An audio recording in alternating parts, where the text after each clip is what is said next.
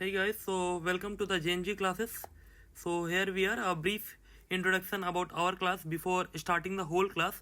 So who we are the JNG classes. We have the free demo classes, which we are providing in the offline batches in near Maria's Day School, which is in Haldarpara inside the AKS Academy, right guys? So you can contact me over here for the free demo classes, and even you can ask me the doubts.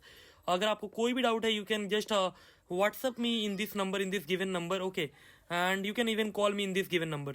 So yeah, and we have the best sessions, and we are providing the free notes and free everything to everybody, and I will be sending you all these notes in your WhatsApp.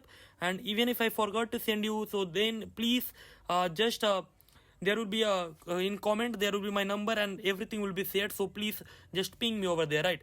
So yeah, so let's start with the authority, responsibility and accountability, which is in chapter 5, and your exams is probably in this March only. So right guys, so let's start. So यहाँ पे ध्यान से सुनना, ये क्या होता है authority, responsibility and accountability हम लोग देखने वाले हैं. और देखो मैंने यहाँ पे ये डायग्राम्स भी दे के रखा है. तो देखो ये ऑथोरिटी जो है ना, ये ऑथोरिटी होता क्या है, देखो क्या बोल रहा हूँ यहाँ पे. और ये ना, ये याद रखना, ये जो नोट्स है ना, ये पूरा का पूरा जो नोट्स है, ये पूरा का पूरा नोट्स आपके बुक्स से लिया गया है. Okay, so you don't need to read even books. ठीक है, मैंने ये पूरा एग्जॉस्टिव नोट्स ये सिर्फ आपके लिए बना के रखा है. सो देखो, एंड हाँ गाइस, तो प्लीज़ ना just like share and subscribe, because ना इसमें बहुत ज़्यादा मेहनत लगता है. ठीक है, ये एक बार ऐसा नहीं कि कोई भी वीडियो बना दिया और डाल दिया, right guys. So it takes a lot of efforts to make all this notes. सुनो, तो चलो स्टार्ट करते हैं. ये क्या होता है, meaning and definition of authority. Authority क्या बोलता है, authority implies the right of an individual to take decisions and to command his subordinates. तो ऑथोरिटी में क्या होता है ना, कि आप क्या करते हो कि आप ना, ये एक इंसान के पास ये राइट है कि वो जो इंडिविजुअल है ना, वो क्या करता है, divisions and to command his subordinates. तो ऑथोरिटी मान लो कि देखो एक इंसान के पास ये ऑथोरिटी है कि वो जितने भी उसके नीचे में जितने भी लोग हैं, देख पा रहे हो ना, वो सबको सब वो क्या कर सकता है, सबको कमांड करेगा. और सारे के सारे जितने भी सबऑर्डिनेट्स हैं ये लोग, ये सब उसके बातों को क्या करेंगे, सुनेंगे, और उसके साथ साथ क्या करेंगे, एग्जीक्यूट करेंगे. क्या करेंगे, एग्जीक्यूट करेंगे द गिवन वर्क. समझ में आ रहा है ना. तो देखो सिंपल सा बात बोलता है कि ऑथोरिटी का मतलब ही होता है the right of an individual. ये किसका राइट है, एक इंडिविजुअल का राइट है टू टेक डिसीजंस. ओके, यहाँ पे होगा ना टू टेक डिसीजंस होगा, and to command his subordinates. तो यहाँ पे क्या होता है कि वो डिसीजंस को लेते हैं और ना सबऑर्डिनेट्स को कमांड करते हैं. It is the sum of right and power. ये पूरा का पूरा क्या है, ये सब मतलब ये ओवरऑल किसका है, राइट्स है और पावर्स है. किसका, एक पर्सन का, जिसके पास ये पूरा टास्क है, जिससे वो परफॉर्म करवा सकता है और जिससे वो पूरा काम करवा सकता है. फॉर एग्जांपल देखो यहाँ पे ये जो रेड वाला जो पर्सन है, ये क्या है, इसके पास ये पूरा ऑथोरिटी है कि जितने भी इसके सबऑर्डिनेट्स है, इससे ये काम ईजिली करवा सकता है. And don't worry about this, मैं इसको चेंज करवा दूंगा जब आपके पास नोट्स आएगा. सो देखो यहाँ पे, what are the features and characteristics of authority. ये फीचर्स और कैरेक्टरिस्टिक्स है क्या, देखो. ओके, ऑथोरिटी का ये क्या बोलता है, it is a legitimate right of an individual. तो ये क्या है, ये एक एक्चुअल राइट है, it is the main power. Okay, right of an individual. It is the right to command and control others. तो ये किसका राइट है, जो भी इसके जो सीनियर एग्जीक्यूटिव है ना, उसके राइट है कि वो कमांड कर सकता है. आप किसी को कमांड कर रहे हो और आप कंट्रोल कर रहे हो. It is use to achieve the organisational objective. तो इससे आप क्या कर सकते हो, इससे आप जो भी ऑर्गेनाइजेशन का ऑब्जेक्टिव होता है ना, जैसे कि आपको मैं एक एग्जाम्पल देते चलूँ, जैसे कि आप टाटा, ओके, टाटा स्टील.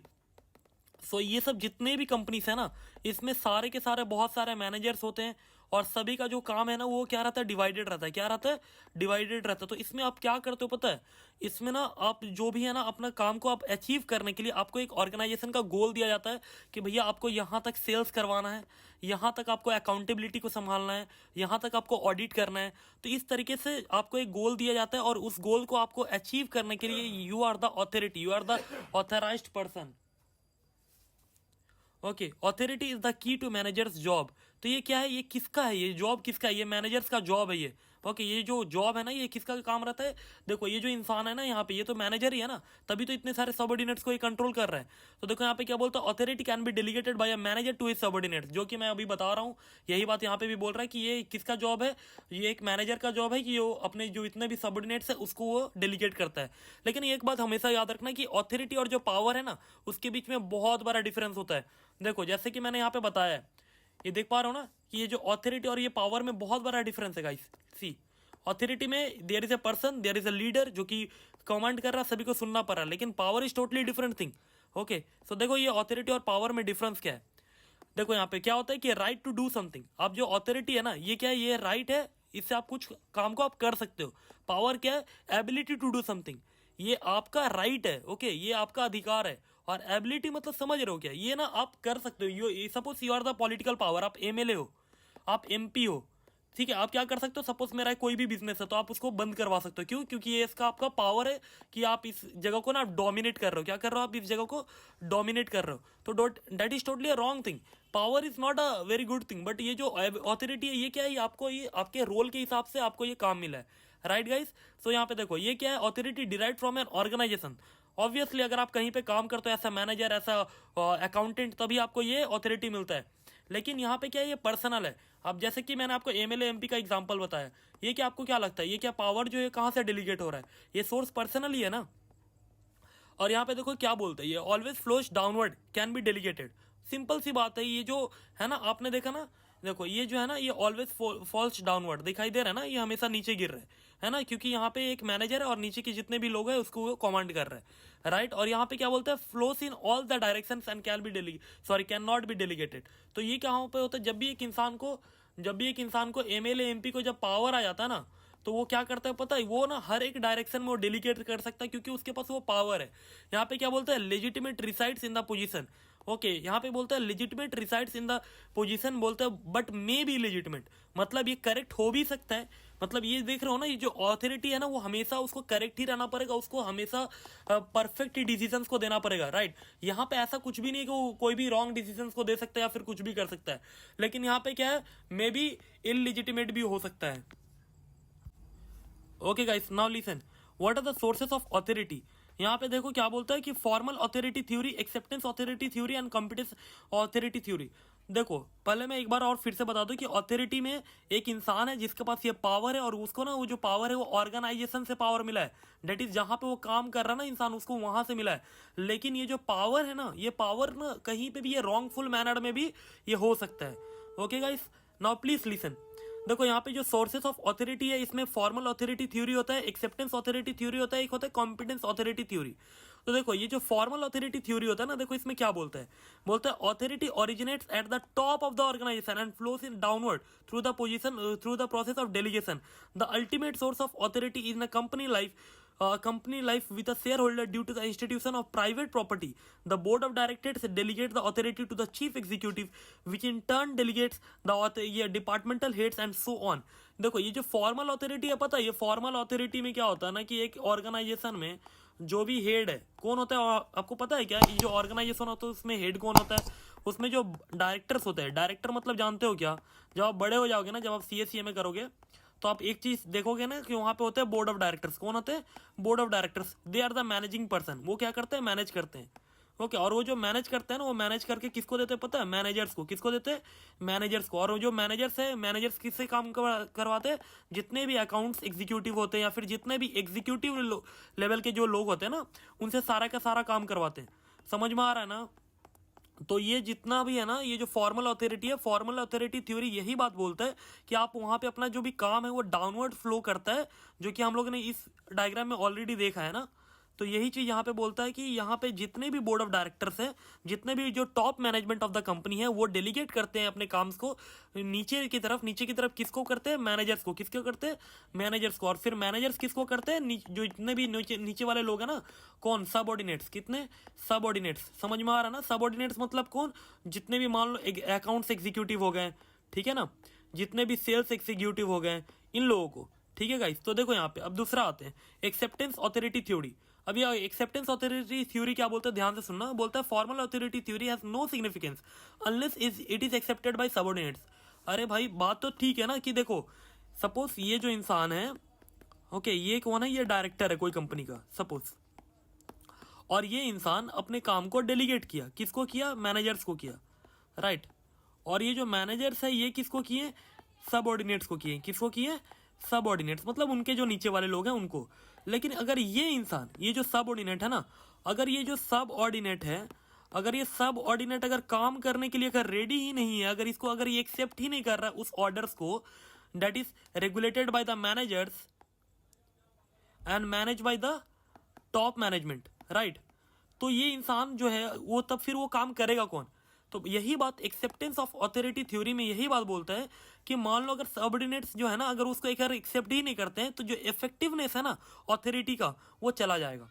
समझ में आ रहा है ना? तो formal authority theory has no significance.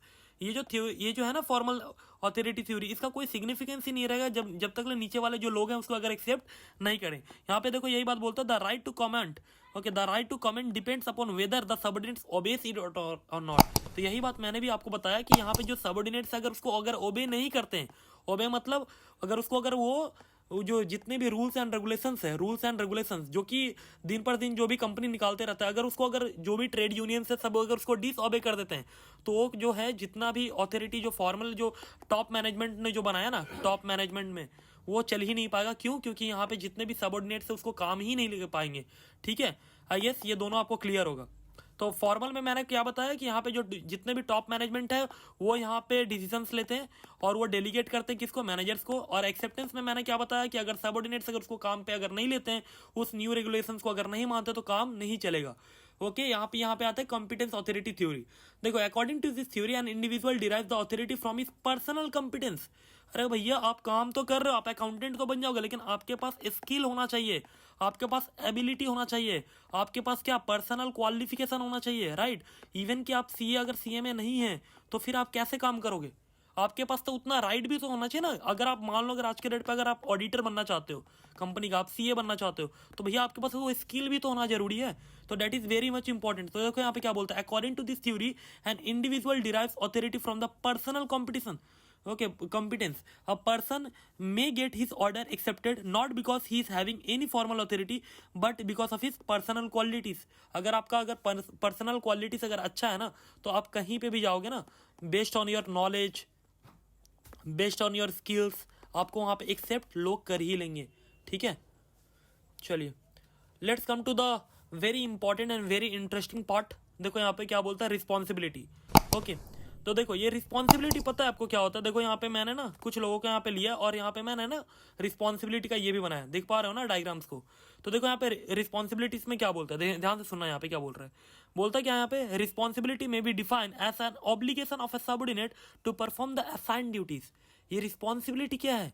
ये आपको असाइन ड्यूटीज जितने भी सबऑर्डिनेट्स है ना उसको ये बताता है कि आपको जो भी असाइन ड्यूटीज है ना वो आप रिस्पॉन्सिबल हो उस काम को करने के लिए, राइट। आप क्या हो, आप रिस्पॉन्सिबल हो। सपोज ये ना रामू है, कौन है ये, रामू को ये ना कुछ काम दिया गया कि भाई जाओ और जाकर के कोई घर का सामान लेकर के आओ, तो ही इज रिस्पॉन्सिबल। क्या, ही इज रिस्पॉन्सिबल किसके लिए? जो भी उसको सामान लाने के लिए दिया गया ना उसके लिए वो पूरा तरीके से वो रिस्पॉन्सिबल है। देखो ये क्या बोलता है, it arises from a superior subordinate. Superior subordinate यहाँ पे कौन है, रामू के केस में सुपीरियर सबऑर्डिनेट यहाँ पे उसका जो मालिक है वो सुपीरियर सबऑर्डिनेट है in the relationship of an organisation. अगर हम लोग इसको टॉप मैनेजमेंट में देखें और अगर बड़े कंपनी के अगर ऑन बिहाफ पे देखें तो कौन आता है यहाँ पे, ऑर्गेनाइजेशन आता है, right. When a superior by virtue of his authority assigned some work to his subordinate. तो जो भी इंसान जब एक सुपीरियर इंसान, जो देखो ये सपोज ये बॉस है उसका, ये कौन है, ये बॉस है।